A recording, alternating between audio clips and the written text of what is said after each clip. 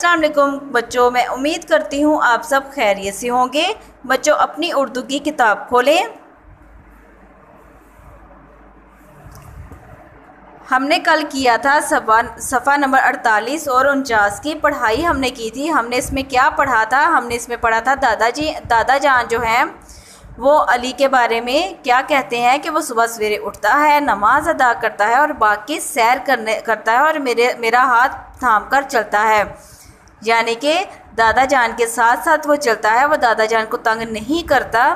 फिर उसके बाद हमने दादी जान की जो रिपोर्ट थी वो हमने पढ़ी थी। दादी जान क्या कहती हैं कि दादी जान कहती हैं कि जब भी अली किसी को मिलता है तो सबसे पहले अस्सलाम वालेकुम कहता है। फिर अगर कोई दूसरा उसे सलाम करे, सलाम करने में उसे पहल करे तो उसे वालेकुम अस्सलाम में जवाब देता है और बड़ों का कहना मानता है, यानी कि उनकी इज़्ज़त करता है। उसके बाद हमने पढ़ा था अब्बा जान यानी अबू जान के बारे में। अबू जान उसके बारे में क्या कहते हैं? अब्बू जान कहते हैं कि अली दूसरों की मदद करता है और ज़्यादा, इसमें उन्होंने बताया था कि वो ज़्यादा जेब खर्च जो है अपना जमा रखता है, फजूल खर्ची वो बिल्कुल नहीं करता। और फिर वो जो पैसे अपने गले में जमा करता है उसका वो क्या करता है?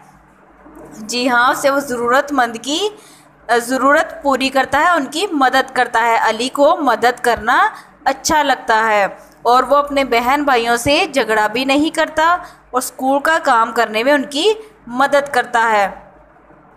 तो बच्चों, क्या आपने भी ऐसा किया? आप अपने बहन भाइयों से झगड़ा करते हैं? अगर करते हैं तो झगड़ा करना छोड़ दें और अपने बहन भाइयों की हेल्प किया करें, उनकी मदद किया करें काम करने में। तो बच्चों, आज हम आगे की पढ़ाई करते हैं सफ़ा नंबर 49 पर। जो हमारा बाकी सफ़ा है उसकी पढ़ाई का आगाज़ करते हैं हम। अम्मी जान की रिपोर्ट अब हम पढ़ेंगे कि वो अली के बारे में क्या कहती हैं। अली अपनी चीज़ें इधर उधर नहीं फेंकता, हर काम वक्त पर करता है, खाना खाने से पहले हाथ धोता है। अम्मी जान उसके बारे में क्या कहती हैं कि अली अपनी चीज़ें इधर उधर नहीं फेंकता, यानी कि वो घर में गंद नहीं फैलाता, अपनी चीज़ों का ख्याल रखता है, जो चीज़ जहाँ से उतारता है वहीं रखता है। और फिर खाना खाने से पहले हाथ धोता है, फिर बिस्मिल्लाहिर्रहमानिर्रहीम पढ़कर खाना खाता है। बच्चों, आपको भी खाना खाने से पहले बिस्मिल्लाह पढ़नी चाहिए, बल्कि कोई भी काम शुरू करने से पहले हमें बिस्मिल्लाह पढ़नी चाहिए। खाना खाने के बाद अल्हम्दुलिल्लाह कहकर अल्लाह ताला का शुक्र अदा करता है।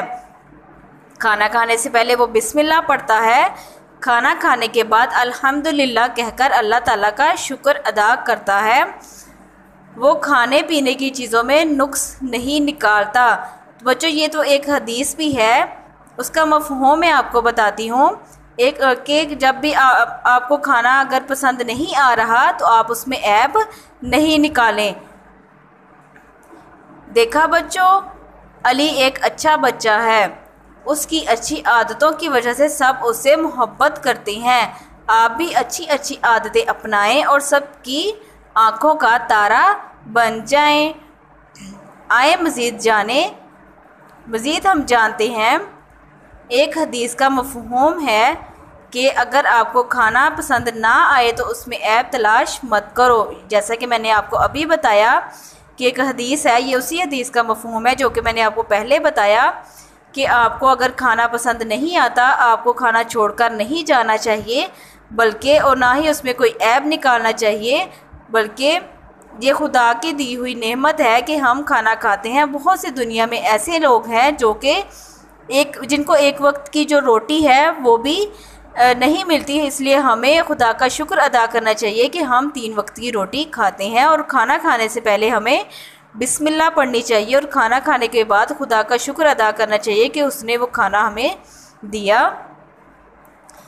तो बच्चों, आपने क्या करना है? आपने भी अली की तरह अच्छी अच्छी आदत को अपनाना है।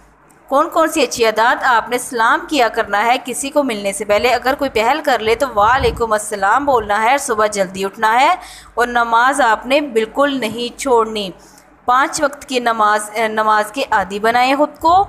सुबह जल्दी उठें, नमाज़ पढ़ें और सुबह की सैर करें। सुबह की सैर हमें सेहतमंद और तंदुरुस्त रखती है। सुबह की सैर से हम एकदम फ्रेश तरोताज़ा रहते हैं। तो बच्चों, हमारी आज की पढ़ाई यही है। सफ़ा नंबर 49 की पढ़ाई हमने आज की। इसके साथ ही हमारा जो सबक है वो भी मुकम्मल हो चुका है, उसकी पढ़ाई जो है वो मुकम्मल हो चुकी है। कल हम इसके अल्फाज मायने पढ़ेंगे। तो बच्चों, आपका आज का घर का काम इसकी पढ़ाई है। इसकी पढ़ाई को अच्छे से करें और अच्छी आदत को अपनाएं। शुक्रिया।